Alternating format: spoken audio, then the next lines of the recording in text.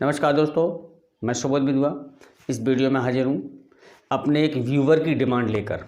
मेरे एक व्यूवर ने अपनी प्रॉब्लम को मेरे कमेंट बॉक्स में लिखा कि सर कुछ स्पोकन इंग्लिश के भी वीडियोस दीजिए, कुछ ट्रिक बताइए जिससे कि हम अंग्रेजी बोल सकें, क्योंकि हम लोगों ने ग्रामर बहुत पढ़ा, ट्रांसलेशन बहुत पढ़ा और वाकई में मैंने भी सोचा कि सच में हम लोग 15 साल तक 14 साल तक अंग्रेजी पढ़ते हैं, ग्रामर पढ़ते हैं, ट्रांसलेशन पढ़ते हैं, but we are unable to speak a word. एक शब्द बोलने में असमर्थ होते हैं। तो मित्रों, ये वीडियो मेरे व्यूवर के नाम। तो ये सेशन फर्स्ट, क्लास फर्स्ट है। हम लोग बात करेंगे पहले सिलसिलेवार तरीके से। आपका जो फर्स्ट स्टेप होता है वो, चूँकि अंग्रेजी जो होती है वो सिचुएशन पर आधारित होती है, ठीक है। अंग्रेजी पूरी सेंस पर आधारित बोली जाती है। अगर आप करेक्ट हिंदी का करेक्ट इंग्लिश ट्रांसलेशन करेंगे तो शायद इट इज़ नॉट पॉसिबल, कई जगह पर यह संभव नहीं है। अर्थात हम सेंस पर बात करते हैं। टोटल अंग्रेजी जो होती है वो सेंस पर बोली जाती है। तो हम लोग बात कर रहे हैं फर्स्ट स्टेप की। वाकई it is very important for spoken English. ये है आपका प्रेजेंट हैबिट। आपको इसमें क्या करना होता है, आपको ढेर सारी ग्रामर की आवश्यकता नहीं है, ना ढेर सारे वर्ड्स की आवश्यकता है। आपके पास जितना है ना उतने से ही शुरू कर दीजिए। जितने भी वर्ड्स हैं उनको भी अगर आप इस्तेमाल करोगे तो आप बोल सकते हो। आप कैसे बोल सकते हैं? एक छोटा बच्चा होता है, उसके पास बहुत कम शब्द होते हैं। 3-4 साल का बच्चा होता है, 5 साल का बच्चा होता है, वो अपने बहुत कम शब्दों में अपनी सारी बात कह देता है। तो हम लोग तो बच्चों से ठीक है ना, हमारे पास तो बच्चों से ज़्यादा शब्दावली है, बच्चों से ज़्यादा डिक्शनरी हमारे अंदर है, तो हम क्यों नहीं बोल सकते? बोल सकते। अभी क्या है, हमारा उस घर की तरह दशा है, कहीं जूते पड़े रहते हैं, कहीं शर्ट पड़ी रहती है, कहीं जैकेट पड़ी रहती है, कहीं पे आपका पैंट पड़ा रहता है। आपको क्या करना है, जो दिमाग में इधर उधर सब बिखरा पड़ा है ना, उसको सिस्टम से लगाना है। मित्रों, मैं आपको सिस्टम से लगाने का पहला तरीका बताने जा रहा हूँ, बशर्ते बस आप मेरे इस तरीके को अपने ऊपर अप्लाई कर दीजिए। मेरी बात को मान लीजिए आप 7 दिन के लिए, कि जो मैं कह रहा हूँ वो आपको 7 दिन फॉलो करना है। अगर आप वो अपने अंदर के जो बिखरे हुए वर्ड्स हैं उनको आप इकट्ठा कर सकते हैं 7 दिन में, वो भी एक रास्ते से, स्टेप फर्स्ट से। और ये ऐसा स्टेप है जो हमारे जीवन में सबसे अधिक इस्तेमाल होता है और केवल 4 शब्द पर पूरा है। आपको सेंटेंस पता है, आप लोग को ग्रामर पता है, ट्रांसलेशन पता है, इसके बाद फिर भी मैं आपको एक इशारा कर रहा हूँ। सबसे पहले सब्जेक्ट अंग्रेजी में होता है, फिर हेल्पिंग वर्ब होती है, फिर वर्ब होती है, फिर ऑब्जेक्ट होता है, फिर अन्य शब्द होते हैं। इसका मैंने वर्णन पिछली वीडियो में दिया है, ठीक है। तो इसको मैं डिटेल में नहीं बता सकता। अगर कोई इसको डिटेल में चाहता है तो मेरे लिंक में दिया है, अपना पिछला वीडियो उसमें देख लें। बात कर रहा था मैं प्रेजेंट हैबिट की। तो आपको याद इतना रखना है कि आपको पता है कि प्रेजेंट इंडेफिनिट में एस या ईएस आपका एक वचन के साथ, फर्स्ट फॉर्म बहुवचन के साथ, ये सिंपल सेंटेंस में लगाया जाता है। ये आपके जो पॉजिटिव सेंटेंस होते हैं, एक वचन कर्ता के साथ एस या ईएस क्रिया में और बहुवचन के साथ क्रिया की फर्स्ट फॉर्म। तो आपको एस या ईएस ध्यान रखना है और फर्स्ट फॉर्म ध्यान रखना है, ठीक है। डू और डज ये नेगेटिव और इंट्रोगेटिव के लिए होता है, बट अभी इंट्रोगेटिव की चर्चा नहीं करेंगे, हम लोग बात कर रहे हैं यहाँ पर नेगेटिव की। तो ये आपका नेगेटिव में आप जब इसको लगाएंगे डू डज को, तो डू हो जाता है बहुवचन, ठीक है, और डज हो जाता है एक वचन। आपसे एक शब्द लेता हूँ, एक वर्ड लेता हूँ। मैंने लिया, मान लीजिए रीड। रीड मीन्स पढ़ना। रीड ये फर्स्ट फॉर्म है। एस या ईएस एक वर्ड ले लिया, रीड्स, एस लगा दिया, यानी ये आपका एक वचन हो गया। एक वचन के कर्ता होते ही, सी, इट या किसी का नाम। ये आपका बहुवचन हो गया, आई, वी, यू, दे, ठीक है दोस्तों। तो आपको इसमें ये रीड हुआ बहुवचन और रीड्स हुआ एक वचन।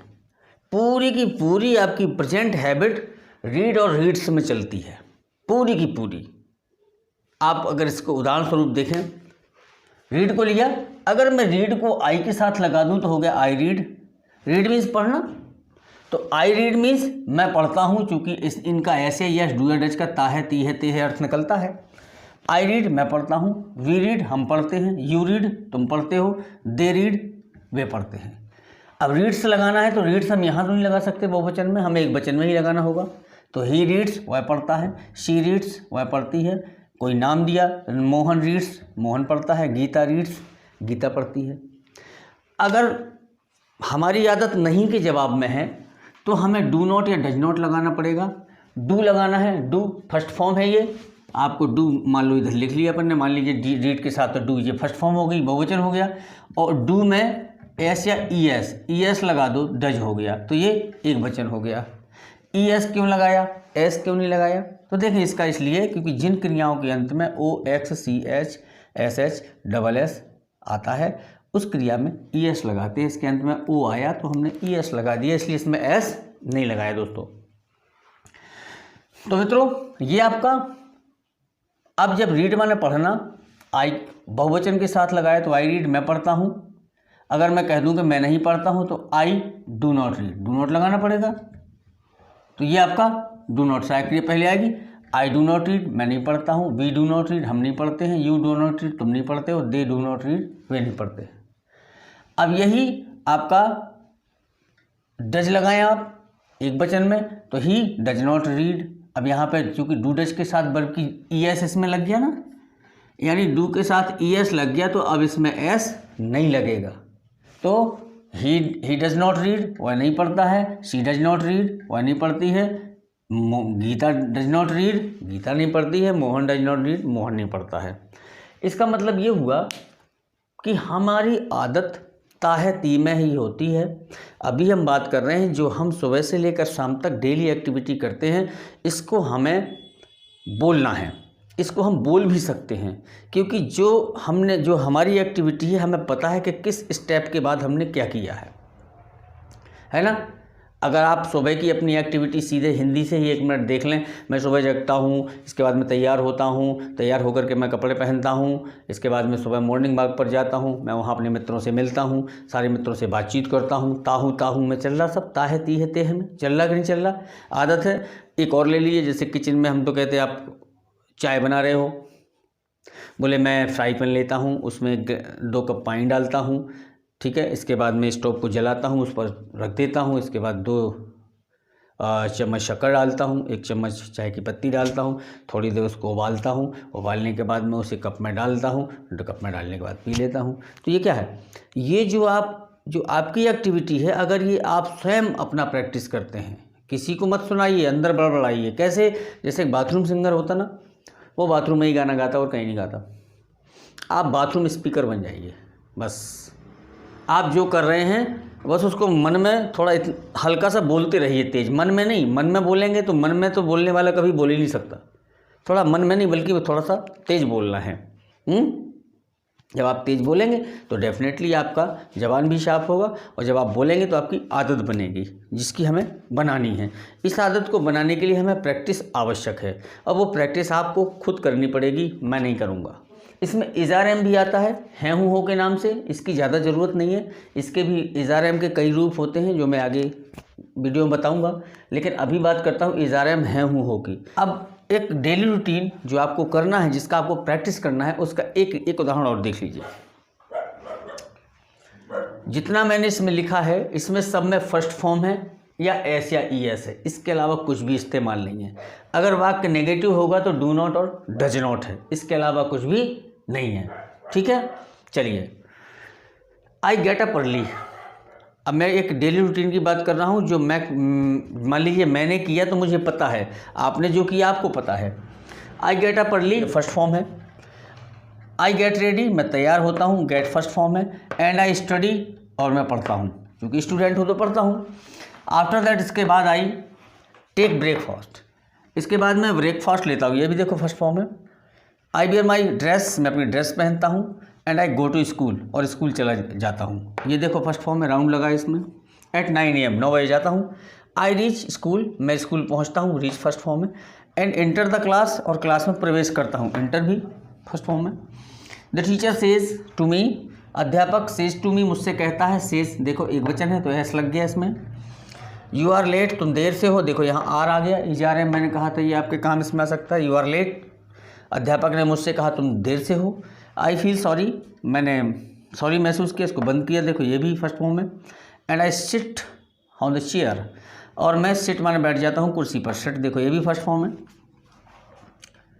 The teacher says to me, teacher मुझसे कहते हैं। सेज एस लग गया एक वचन के साथ। टू स्टैंड अप के खड़े हो जाओ। आई स्टैंड अप मैं खड़ा हो जाता हूँ। देखो स्टैंड अप फर्स्ट फॉर्म है। He puts me many questions, he puts, put में एस लग गया एक वचन है। He puts me many questions, वो मुझसे कई प्रश्न करते हैं। एंड आई आंसर, और मैं जवाब देता हूँ। आंसर फर्स्ट फॉर्म है। तो मित्रों ये छोटी सी प्रैक्टिस है आपकी प्रेजेंट हैबिट की। ये बहुत छोटी सी प्रैक्टिस है प्रेजेंट हैबिट की। इस प्रेजेंट हैबिट की प्रैक्टिस से जो आप एक्टिविटी करते हो उसको मन में मत रखिए, उसको बोलिए। वो सही हो गलत हो, कभी कभी आपसे कहो एस की जगह ई एस लग जाए, फर्स्ट फॉर्म की जगह ई एस लग जाए, एस लग जाए, डोंट माइंड, बिल्कुल डोंट वरी, चिंता करने की ज़रूरत नहीं है। गलतियां सबसे होती हैं, गलती होने दो, कब तक होगी। लेकिन जब कंटिन्यू आप बोलोगे तो आपको ऑटोमेटिक पता चल जाएगा कि आई वी यू दे ये बहुवचन है, इनके साथ डू लगाना है। ही सी इट एक वचन है, इनके साथ डज लगाना है, डज नॉट लगाना है, या एस या ई एस लगाना है। ठीक है दोस्तों, तो इसमें इतना बॉदरेशन लेने की दिमाग में ज़रूरत बिल्कुल नहीं है। अगर आप इसमें ज़रा भी सोचेंगे तो डेफिनेटली फिर आपको बोलने में दिक्कत होगी। इसलिए आप तो सीधे शुरू हो जाइए। समझ लीजिए कि बस आज से हमको अपनी डेली रूटीन की प्रैक्टिस करनी है। आपको प्रैक्टिस कैसे करनी है, ठीक है, जैसे भी बैठे हो, कहीं भी खड़े हो, अगर अकेले हो तो अपनी प्रैक्टिस शुरू कर दो। आने जाने वालों की प्रैक्टिस कर दो। मान लीजिए रूम में बैठे हो तो रूम ही की अपने इमेजिन करना शुरू कर दो, हैं। जैसे मान लीजिए मैं अपने रूम में हूँ। At present time I am in the room. There are 4 chairs, there are 2 gates in my room, there is a bag.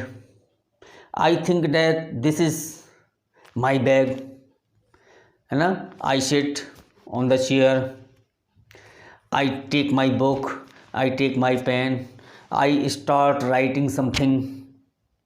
ठीक है, तो ये छोटे छोटे से आज 2 बार सेंटेंस बोलेंगे आप, कल 4 सेंटेंस बोलेंगे डेफिनेटली। और जो मीनिंग आपको फंसेगी वो आप नोट भी करोगे, उसका खोजने की आपके अंदर इच्छा भी होगी। तो मित्रों इस बात का बिल्कुल ध्यान दें कि आप कसम खा लीजिए कि बस आज से प्रैक्टिस करनी है। जैसे मेरा निवेदन स्वीकार करना पड़ेगा कि आपकी जो भी प्रॉब्लम हो आप कमेंट बॉक्स में जाकर एक बार ज़रूर लिखें। आप कमेंट बॉक्स में लिखिए, मैं आपके साथ हूँ। मैं सिर्फ आपकी प्रॉब्लम सॉल्व करने के लिए ही बना हूँ। बस ये मान लीजिए मैं आपके साथ हूँ। बस आपने कमेंट बॉक्स में अपनी समस्या लिखी और मैंने आपकी समस्या का तत्काल समाधान दिया। ये मुझ पर भरोसा कीजिए, मेरी बिल्कुल गारंटी है। और फिर आप देखिए within 30 days you will speak fluently. बस ये पक्की बात है। बशर्ते मैं इधर से मेहनत करूं, आप उधर से प्रैक्टिस करें, और कुछ नहीं करना है। हम और आप, बस देखा नहीं, मैं और तुम 2 में ही बातचीत होती है। कन्वर्सेशन सिर्फ 2 लोग में होता है, मैं और तुम में। और मैं और तुम दोनों बहुवचन हैं, और दोनों के साथ या तो डू लगेगा, नेगेटिव होगा, या सिंपल सेंटेंस होगा तो फर्स्ट फॉर्म लगेगी। ये भर दिमाग में रखना। ओके, प्रैक्टिस करिए और खुश रहिए। नमस्कार।